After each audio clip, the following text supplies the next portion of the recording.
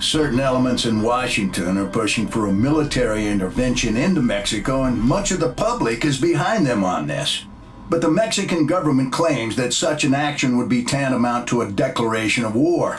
So the president is between a rock and a hard place here. He doesn't want war with Mexico. But then again, 7 federal agents are dead, and that simply can't stand. That's why this should be an FBI investigation. The DEA has compromised itself enough already. FBI?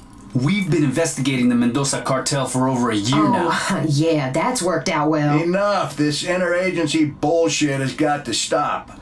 That's why I brought in Assistant Deputy Director Shane Dixon. She created this task force, and she'll be running it. Miss Dixon? Agent Stone was investigating the sale of military weaponry to the Mendoza cartel in Juarez. Why the hell wouldn't you tell us that? Water under the bridge, Agent Guerra. The Mendozas are a new player in Juarez. Not much is known about their leader, Juan Mendoza, but the scope of their operation is growing exponentially. Drugs, guns, gambling, prostitution. We've never seen a new cartel grab power so quickly. Which is why we think they may have infiltrated one or more of our federal law enforcement agency. That bombing was no accident. They knew exactly where and when to strike. And that's why neither the DEA nor the FBI are running this operation. We have a totally autonomous team. Miss Dixon, I have another meeting to get to. From this moment on, it's all up to you. Don't fuck it up.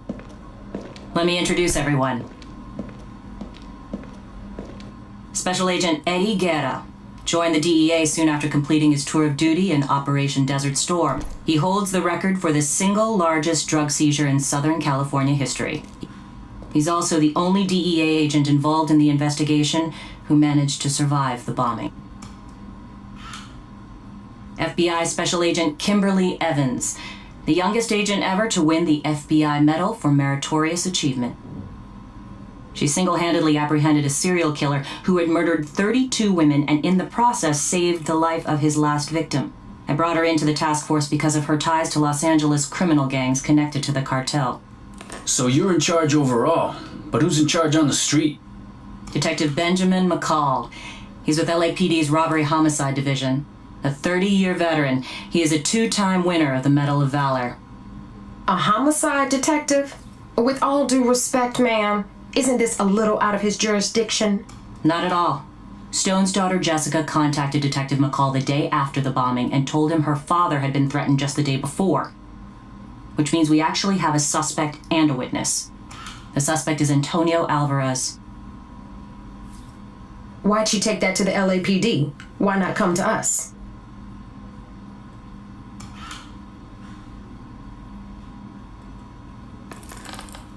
That's why. That's right, Agent Guerra. They all served together in Vietnam. McCall knows them both. So 2 became cops, and 1 became a crook. Worse than that. He's an asshole. Agent Evans, Agent Guerra, I'd like you to meet Detective McCall. You'll have whatever you need as far as resources. But in terms of manpower, you're on your own. No backup from federal agencies. We don't know who we can trust, so you'll only report to me. You're going to hit the Mendoza cartel as hard as humanly possible. Find and arrest those responsible for that bombing, and protect the witness because without her, we don't have anything. What if we find out the cartel has someone inside the FBI? Or the DEA? Well, then the hardliners will have a reason to send the military into Mexico, and let's pray that's not the case. Because if that happens, a lot of innocent people are going to get hurt. We need to let the public know that any foreign asshat who comes after us in our own country will get lit up like a goddamn Christmas tree.